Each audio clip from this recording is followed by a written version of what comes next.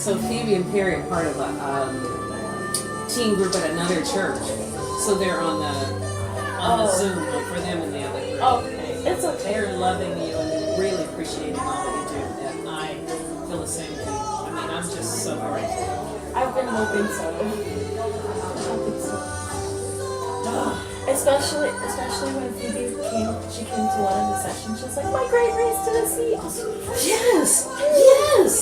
And so I can't, I'm so grateful. Working on Perry though. Thank you. I think he knows why his grades are down. I think more because he's not doing the work, or I don't know. But that's the fact that you're helping them, give them incentives. I want them to at least know their vocabulary words. Yeah. What? I said I at least want them to know their vocabulary words. Yeah. Thanks so much, Amanda. Of course.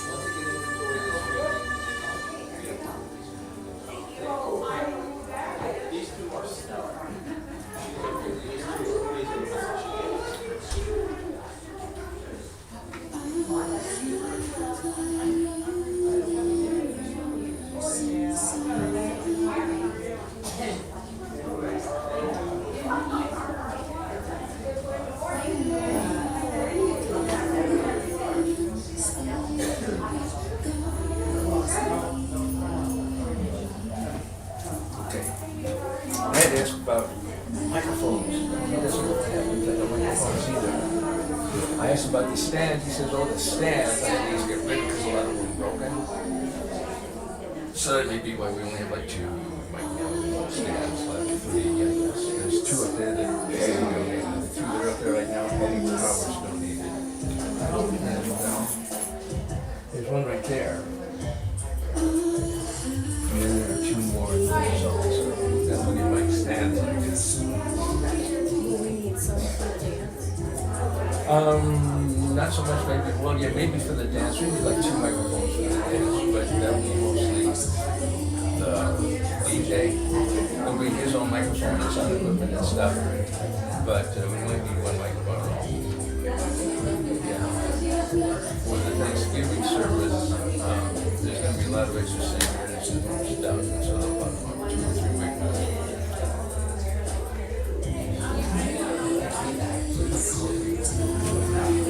I gotta get my coffee. Okay.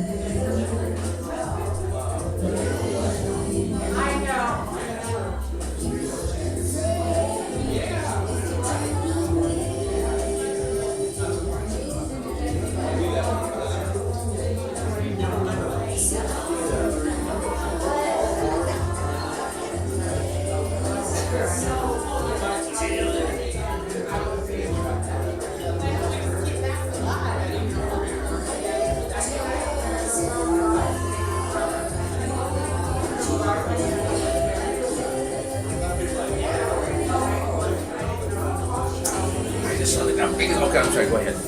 What were you gonna say first? I'm just gonna talk about this super massive truck. I mean, the bumper was this high off the ground, and the top of the, and the lady was like up here. And I mean, how do you not hit people in the streets with that? Anyway, so what are you gonna say?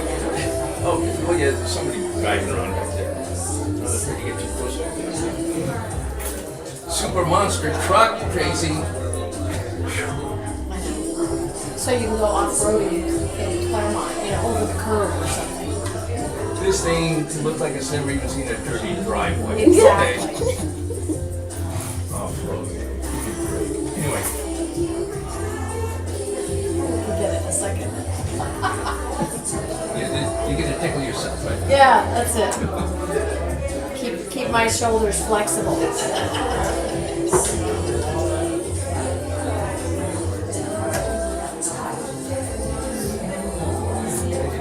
hear your microphone very good.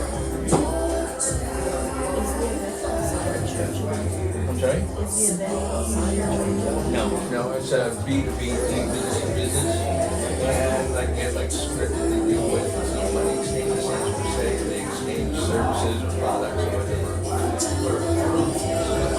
But they also have really good food, you know, there's somebody making. I'll be ready in a minute, maybe. Okay.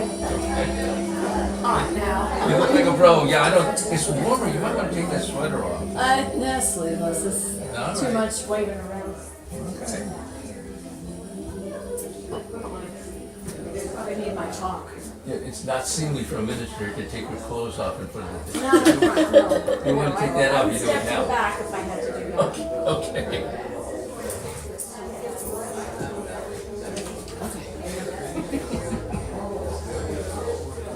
What were you gonna say? I was just asking. No matter where you're going, there's a place where you can take comfort in not knowing that if you come to stay a while or just passing through, this door is open to you.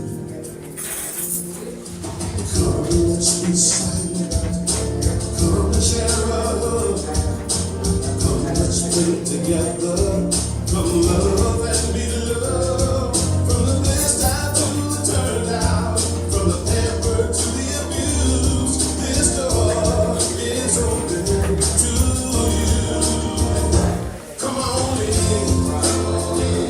Come on in. God in us recognizes the God in you. Whether you're black or white or gay or straight, Christian, Buddhist or Jew, this door is open to you. Good morning, Claremont Center for Spiritual Living. How are you this morning? Lovely to see all of you. I'm Margaret Tracy and delighted to welcome you. Reminding each other that we are here for each other because we know that together we do amazing things. So thank you all for coming. Let's greet our friends online. Everybody wave. We're so happy you're here with us as well. We know that in spirit we are all together. So we have a great morning for you this morning. We've got some fabulous music. Fabulous. Miss Fabulous Tina is up here. Accompanied by the ever fabulous Jen. Our practitioner this morning on platform is our own Reverend Larry. We'll do our opening invocation and a reading to get us started. And before we do even that, we're going to stand up and sing. So let's stand. Your lyrics are in your program.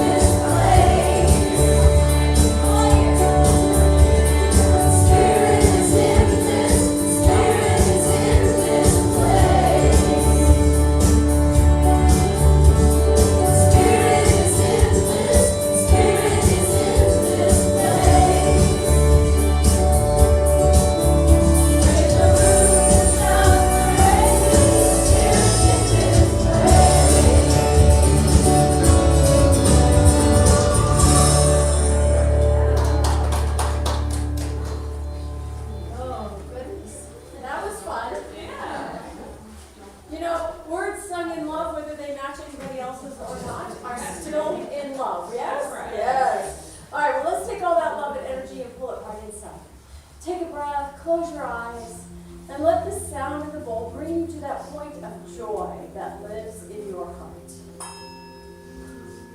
Breathing into that space of love and peace and connection.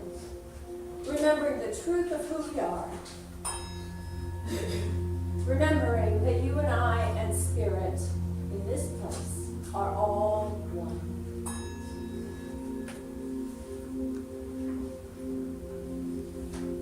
And from that place of oneness, moving into the season of giving and joy, a season of love,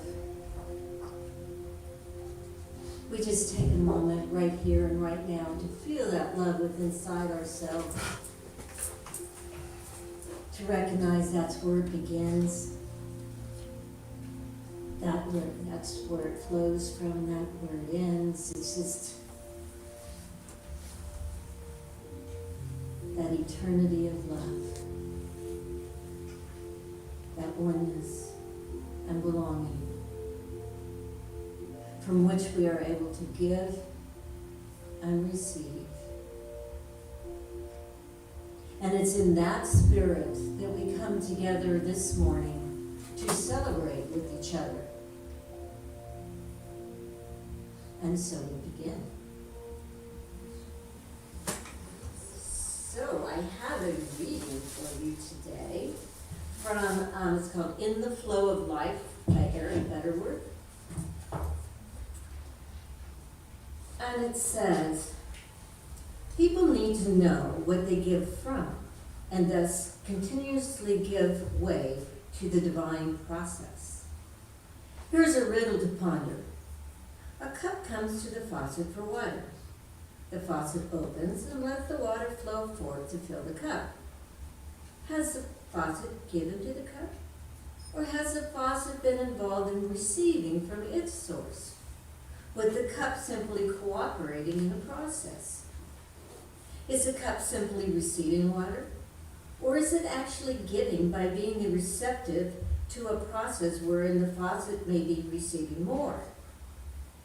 It is not important to determine the right answer, only to keep asking the question. It might be used as something to ponder in meditation, like a koan, or to a Zen Buddhist.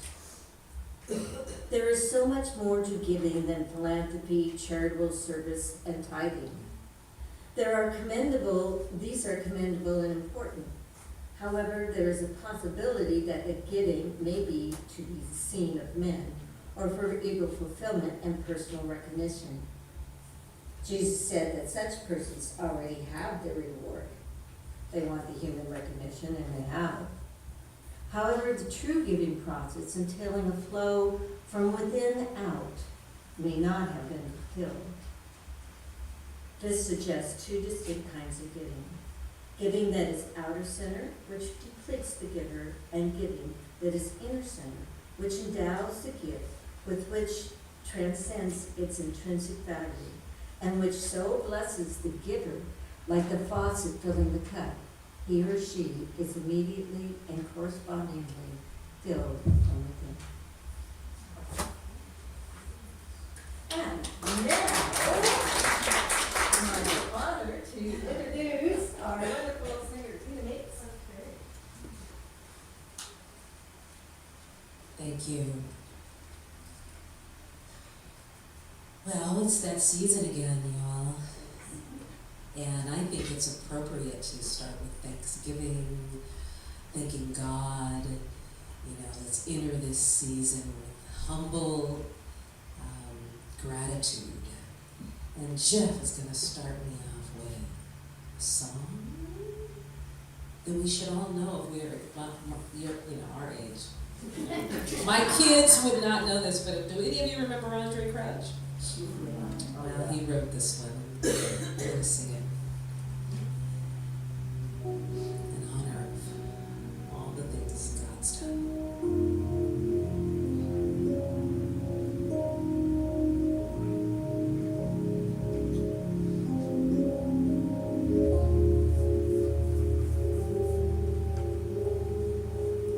How can I say thanks for all things God has done for me. So many things, sometimes undeserved, and yet God gave to prove pure love to me. The voices of a million angels could not express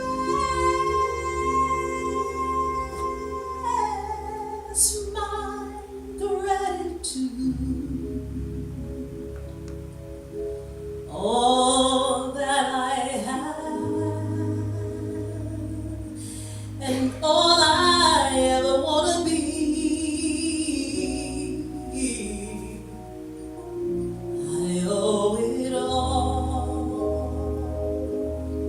to God within me. To God be the glory.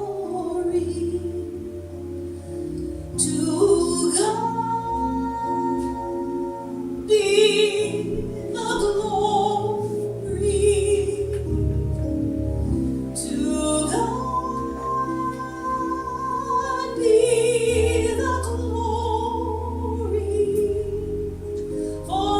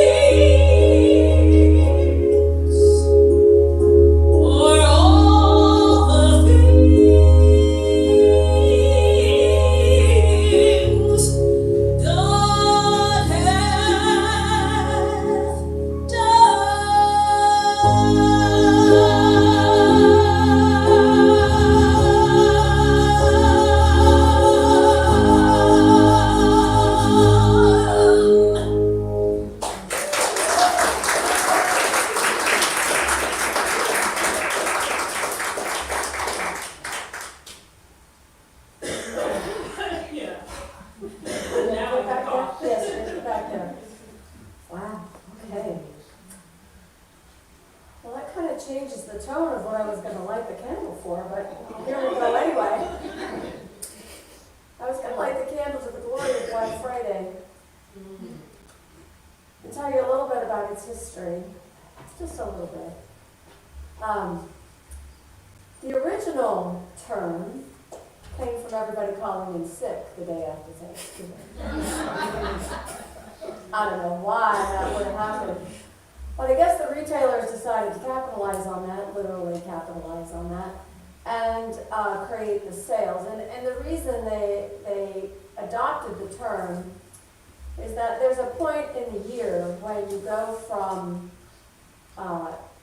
making the money you need to be profitable to actually turning a profit. So you move from being in the red, if you remember old accounting with red ink and black ink, you go from being in the red to being in the black. And for retailers, that being in the black starts with the holiday season, turning the corner, turning the page, so to speak, on our revenue stream. So that flow of the faucet, yeah, that starts this coming weekend.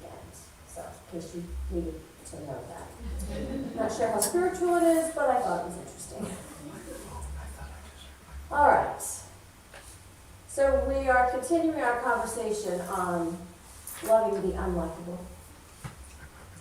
Learning how to see the world in a way that allows us to stay centered, stay grounded in the love that we are. Because that is where our power is, and that is the way in which we shift from what we consider destructive or negative to something healthy and positive and holistic. It takes love to do that. And it can be challenging when that's not what you're seeing all around you. So the title today is A Place Called Enough. You know, most unhappiness comes from thinking that we don't have enough, or we are not enough, or we don't do enough, or you don't do enough. Heaven knows, that's usually the problem. Meaning you don't do what I want you to do, or think you should do. That dissonance between how we want life to be, what we think it should be, versus how it actually is, how we actually are, that creates the tension that tends to keep us competing and grabbing and hoarding and not wanting to be open and loving and vulnerable. Doesn't feel safe. So I'm going to start by reading part of an essay from John Pavlovitz. He's a Christian theologian. And this was 10 years ago at this time of year. He said, there's a place I like to visit from time to time, a place called Enough. It's that place where my endlessly racing heart finally slows, where the ever-clenched muscles in my jaw release, where my labored breathing stretches from short, shallow sips into slow, savoring swells. There, my mind no longer chases what was or what might be or what should be, but pauses to quietly rest in what is. There, in enough, all of the hot, crackling noise in my head ceases. The constant comparisons that tell me I'm not measuring up, the never-ending criticisms that forever state their disapproval, the taunting whispers, just one more win, just 5 more pounds, just a few more bucks in the bank, just a couple more followers. Then I'll get enough for good, instead of this not good enough. When I am firmly planted in this place, there is no frantic striving, no jockeying for position, no desperate running after, nothing more to do or prove or earn or achieve or make. There is only the wide, soft expanse of gratitude upon which I can rest all of myself. Everybody take a breath. So this holiday of Thanksgiving is a pause like that to celebrate the abundance, to celebrate all that nourishes. It's not just the food, it's the friends, it's the family, it's the gathering together, it's the being filled up. We recognize and we share the good that we already have. What's in our lives right now? right here where we are. And when we are in gratitude, when we are giving thanks, when we are appreciating what we have and setting the table for others to join us, we have that feeling of enough and more. Because when we feel like we have enough, we're willing to share. And when we share, when we give, we are in turn filled. Kids know, well, they know that it starts with Halloween, really, but kids know that this season is one to get excited about. You know, their default is positive and expectation of lovely things happening. And it's just that for us world-weary citizens that we are, that the wonder and the light can be dimmed a bit. Not always, but the holidays bring their own stresses. Anybody trying to prepare to set a perfect table? Anybody trying to figure out who sits next to who, or doesn't? Anybody feeling like they don't really have any plans, or family's not around anymore, or friends aren't nearby, and you know, you're gonna go, Lucille's. So we can lose that expectation of delight when it comes to the holidays if we are very engaged in the world, in the distractions, in the pressure. And we can also put pressure on ourselves from within. We're really good at that, most of us. John says, overscheduled and overtired, consumed with our growing to-do lists and our bulging inboxes and bulging waistlines and the ever-breaking bad news, we spend our days fighting fires at home, managing crises at work, and contemplating national disasters.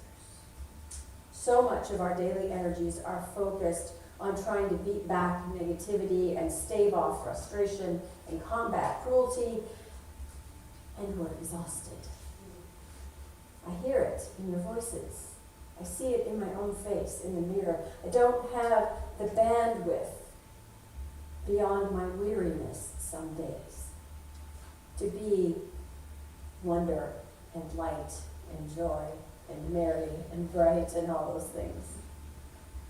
Some days I do. A lot of days I don't. So we have this energy of soul fatigue that can come over us. And if you add to that any sense of loss or grief for the people who are not here this holiday season, for the traditions that you don't have anymore because the family is dispersed, or your friends, you know, it's not the same as when you were in college and you just made do with a friend dinner at McDonald's because that's what you could afford. That connection is missing. We grieve that. And to truly find that sense of gratitude and brightness can really seem counterintuitive. How am I supposed to find hope and joy when I'm just tired? And I don't have my extended family anymore. And my friends live halfway across the country. Now, I want to ask you to take a moment and go within and ask yourself a couple of questions. Take a breath and ask yourself, is there some place in your life that you've been demanding perfection from yourself or from your other people in your life? Some place where you might be wanting something or yourself to be perfect.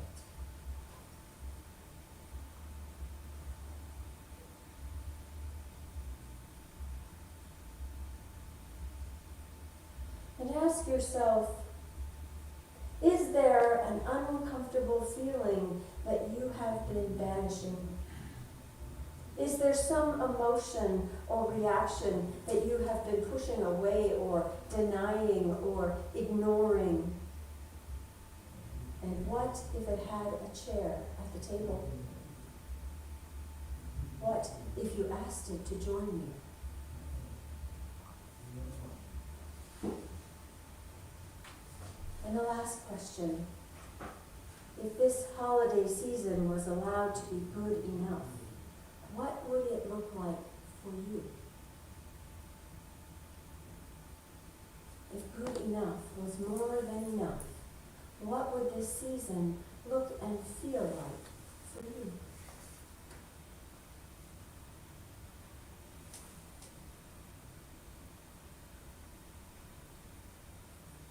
I invite you to once again open your eyes and imagine that your heart is a holiday party and you are sending out invitations. And you're inviting gratitude and you're inviting joy and generosity to your table. And you are also sending invitations to grief and loneliness and fear, inviting them all in. When we are wholehearted in our living, that is where our sense of enough comes from. There's nothing to push away. There's nothing we have to take in. There's nothing that is complicated about our lives because there is no resistance. There is only a welcoming. When you stop pushing away the hard emotions, you find it easier to find the peace within yourself and the peace with life instead of struggling with how it should be or how you should feel or what you want it to be, but it's not. In order to be in a place of appreciation, we have to decide that we are looking for the blessing. We are reaching for a sense of peace wherever we are. Because you see, peace is of the Spirit, and the Spirit is everywhere present. So we're never without it. We just don't always pay attention to it. We don't always see it. We don't always understand how it could possibly be peaceful when all this stuff is going on, whatever this stuff is for you on any given day.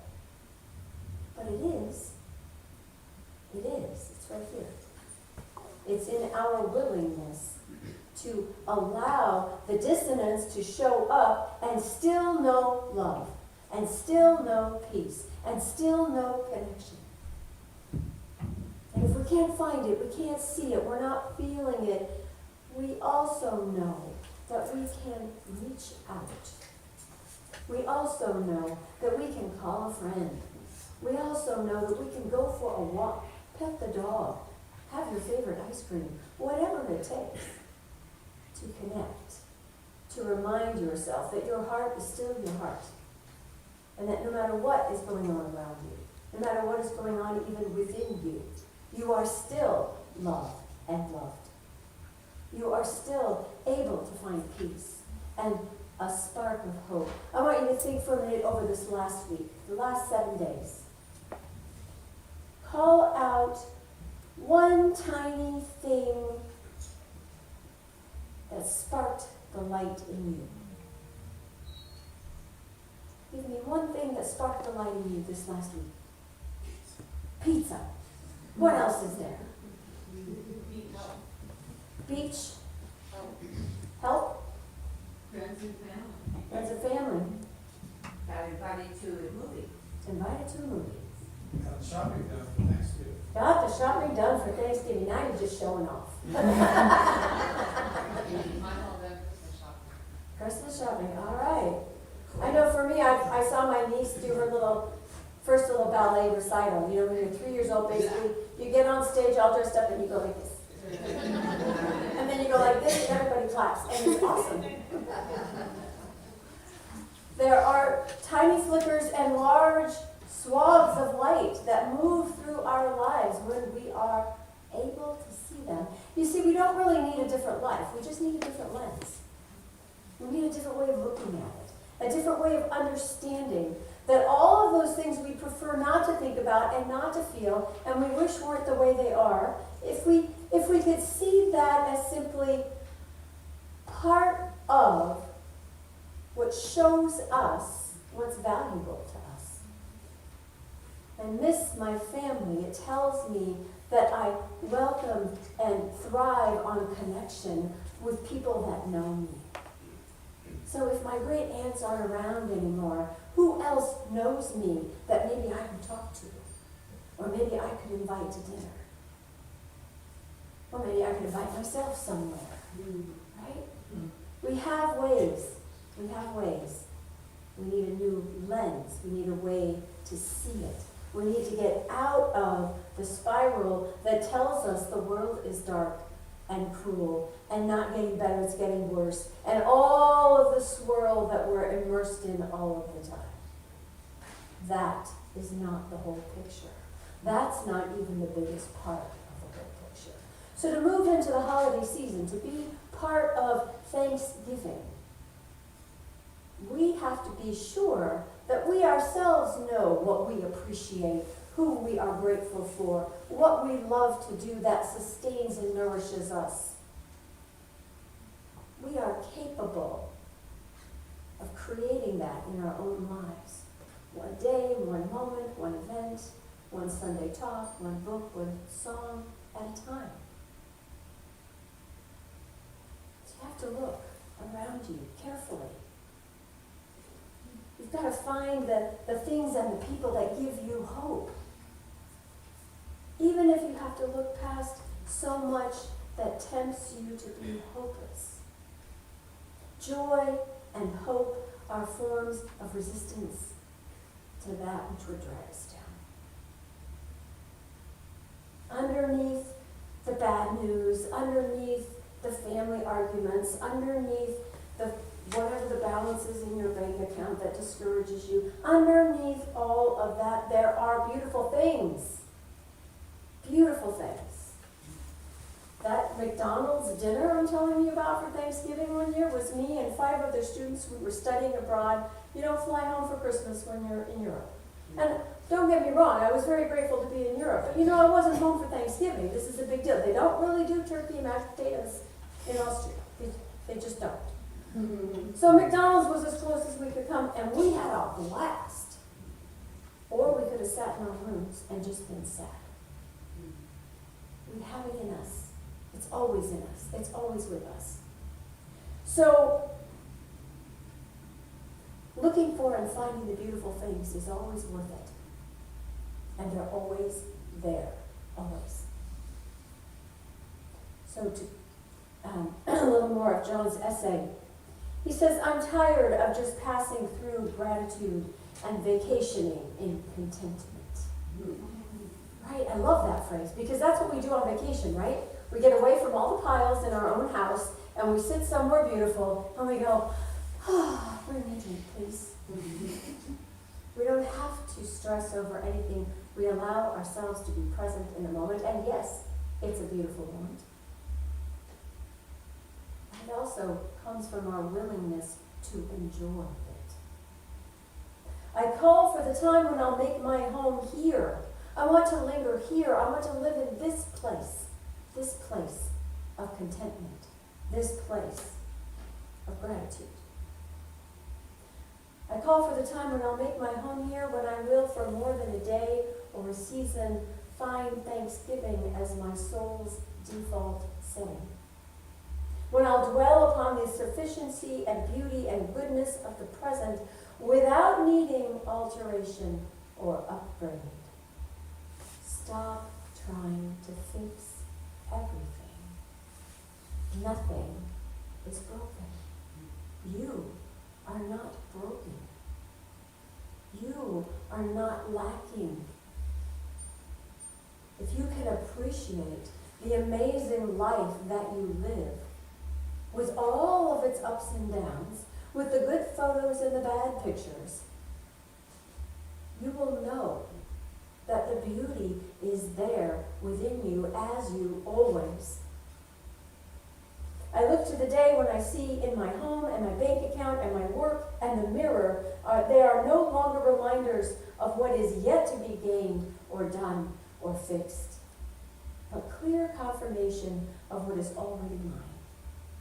And that this news yields only a full, satiating joy.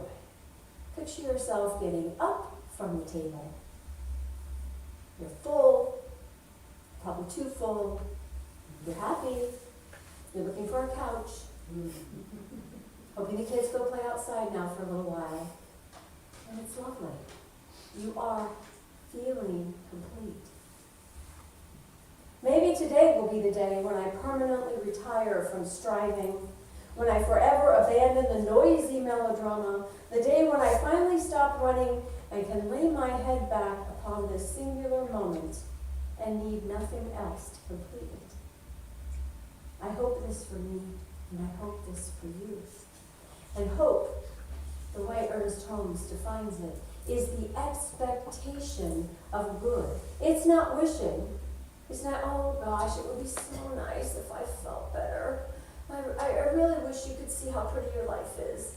It's not whining. It's an expectation that good is, and it is mine. It is ours. It belongs to everybody.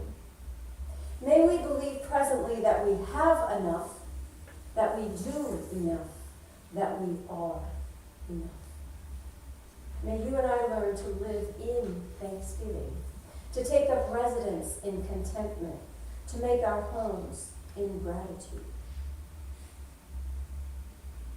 In the book Ideas of Power, Ernest Holmes says, "You are the person, this is the place, now is the occasion, right here is the time. The word is in your own mouth. You are good enough, you know enough, you are spiritual enough." May we find the waiting, elusive, beautiful place called enough, and may we stay there for good.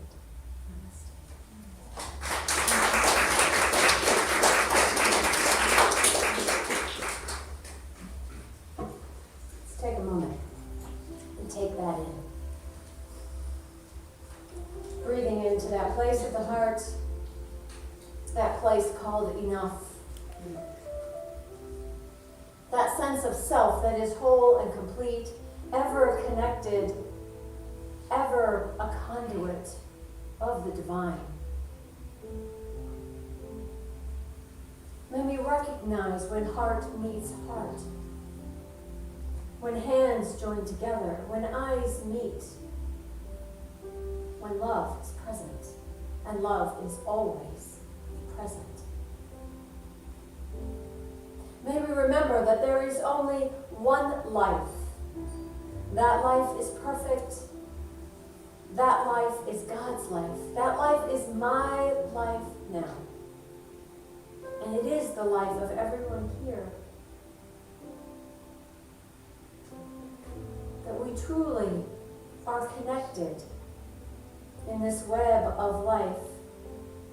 That we truly are taken care of, loved, we belong, we find comfort with each other and within ourselves. We know that in the presence of love, all of those judgmental voices are silenced, within and without. When we stand in the midst of outer chaos, we know our own hearts. We stand in peace. We stand as love. And the chaos calms around us.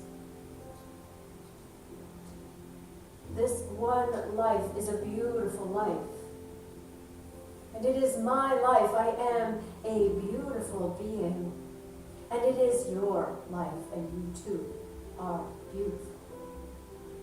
So may we have the eyes to see, the heart to know the truth.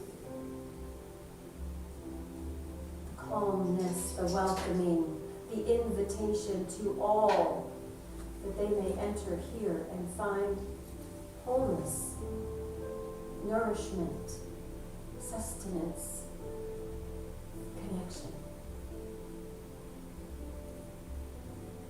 May we be grateful in all things, for this and so much more, for all that is yet to be. It is good, for it is all God, and so it is.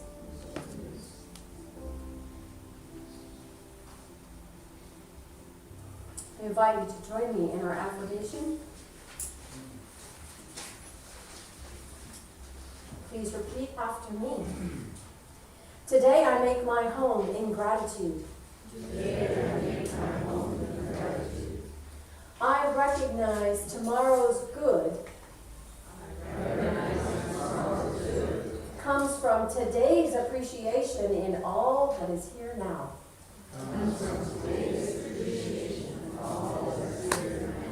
so it is. All right, let's invite Tina back up for a little more music.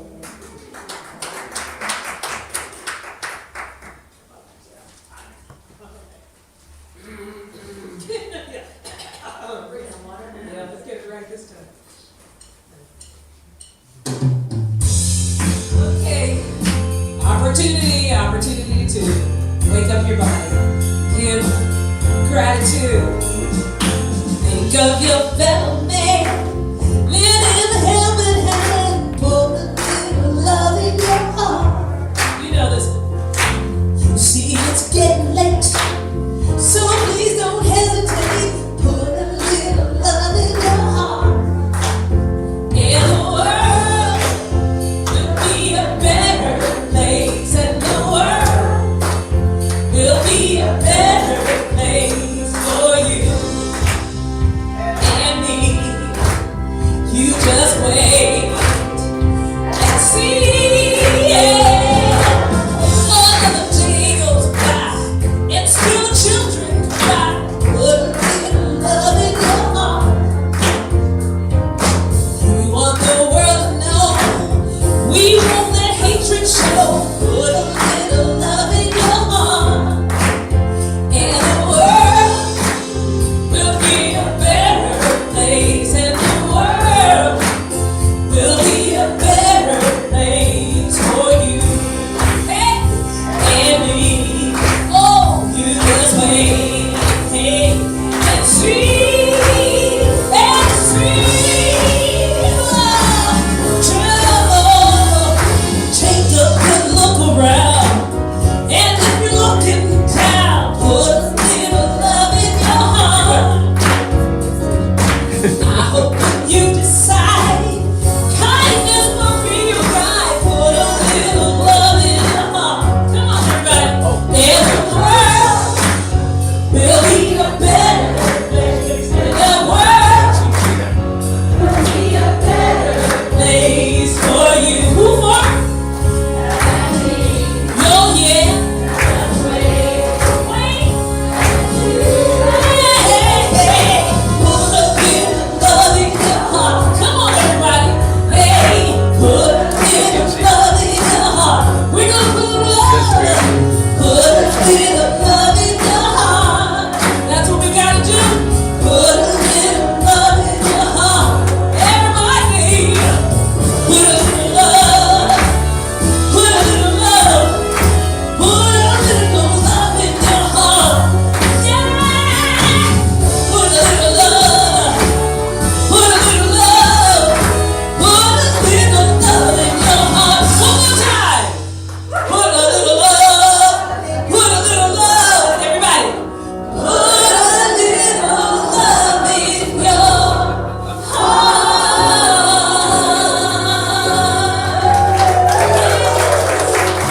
Put a little love.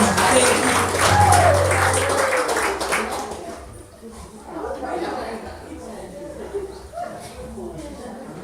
Now you're ready for the season.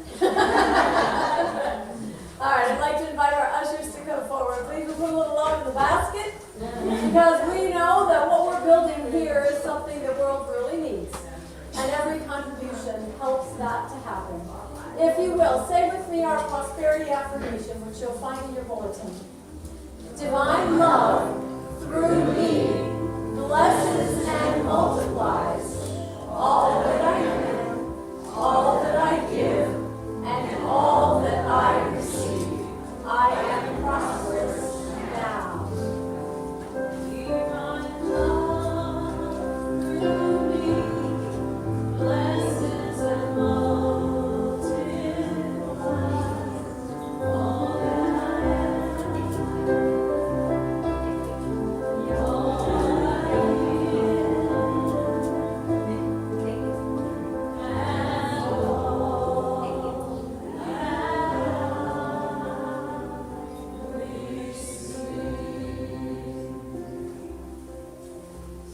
Thank you all. All right. right, we'll start by thanking Chris McDowell for our beautiful flowers this week. We have lots of things going on. Excuse me. There won't be a meditation this Wednesday night online because we will be holding and hosting our Interfaith Thanksgiving service here in the sanctuary in the big hall. That will be at 7 o'clock. There are a lot of ways to participate. If you'd like to come early and just be available to hand out programs, to help people find their way around the building, to make sure parking goes okay, we would love your help. And just come to enjoy the music, the readings, the energy of gratitude expressed in a million different ways. People from all faiths, all expressions of spirituality have a place in this service, and it is a wonderful, wonderful experience. If you've got family visiting you and you need to either get away from them or settle them down, bring them with you, that will be fine too. Cookies, yeah, you could bring cookies, little snacky things to share after the service. We are hosting after all. It's always good to have a plate of something to share. We'll have some apple cider and just an opportunity to meet and mingle with people from different ways of life that all come together.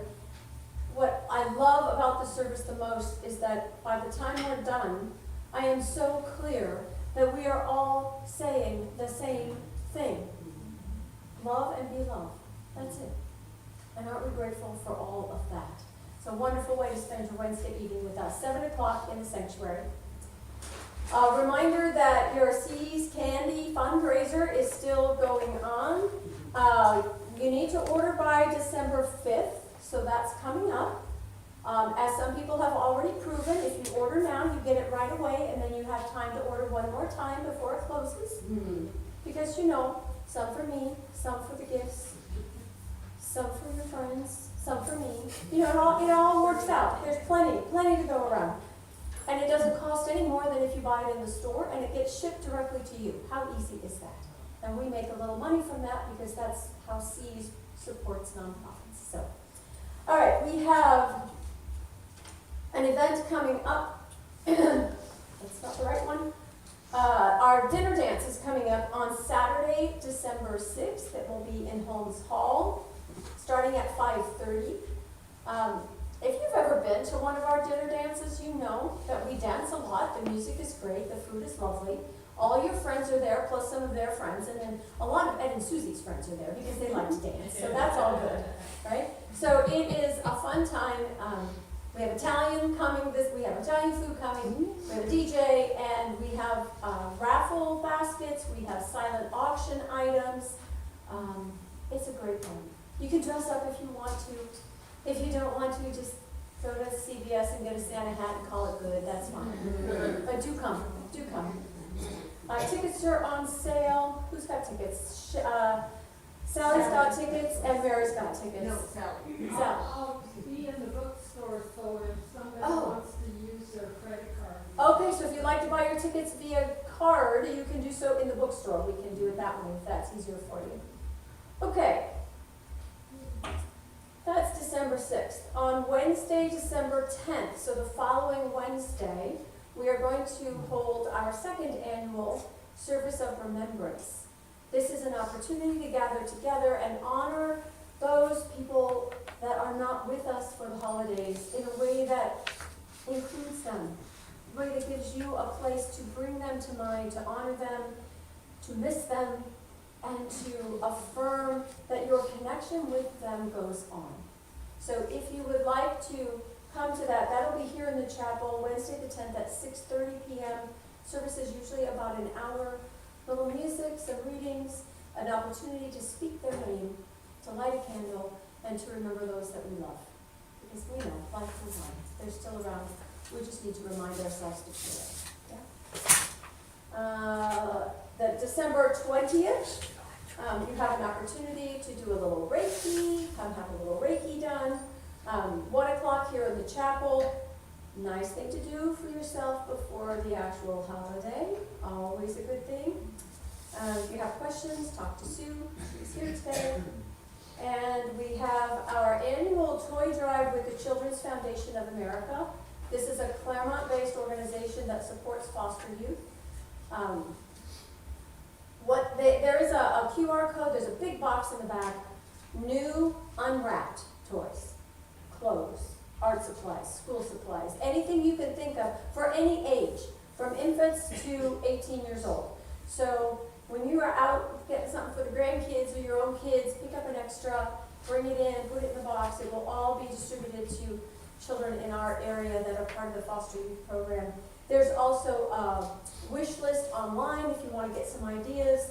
I think there's also a way if you'd rather just make a donation rather than go shopping. Not everybody likes to shop. I don't understand that at all. But for those of you that don't, a gift card or a financial donation is also accepted.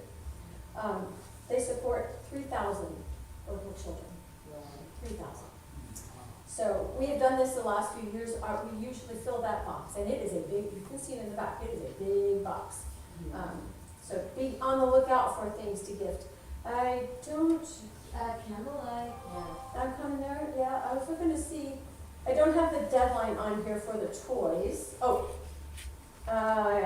through Sunday, December 14th. So we're gonna stop a couple weeks before Christmas, so start looking now, please. And then we have our candlelight service, which is the Wednesday night before Christmas, which is the 17th. It's not the Christmas Eve. Not Christmas Eve, that's what I said, it's the week before. Yeah, I don't know about you, but I spend Christmas Eve with my family. And it's not that you're not my family, because you kind of are my family, but I will see you the week before Christmas. So on the 17th, our candlelight service, everything from Jingle Bells all the way up to Silent Night, a little bit of teaching about the holiday, and a lot of music, bring the kids, bring your Jingle Bells. It's always good, always good. Anything else? Am I missing anything? Okay, I think we're going to be having a lot of fun coming up here really soon. Let's stand up now, move to the sides, and sing to Eddie. Take a look at the person next to you. Say, I love you and I love you too. Now feel the love in the sanctuary. Lift your voice and repeat after me. We come together, we come together, we come together, we come together, we come together, we come together. In the name of love, from every walk of life, every walk of life, every dream of love, every dream of love. We should be united. We're all on fire, each other. We come together, we come together, we come together, we come together, we come together. In the name of love, we come together, we come together, we come together, we come together, we come together, we come together. In the name of love.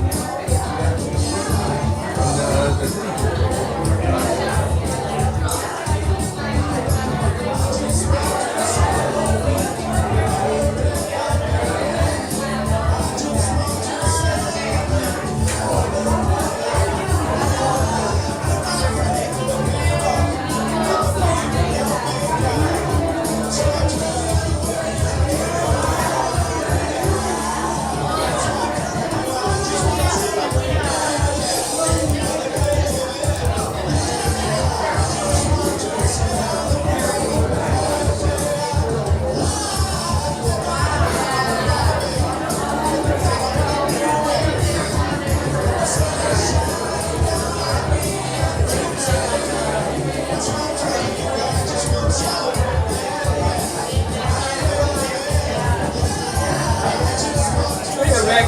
How you doing, man? How's your good Netherlands brother going?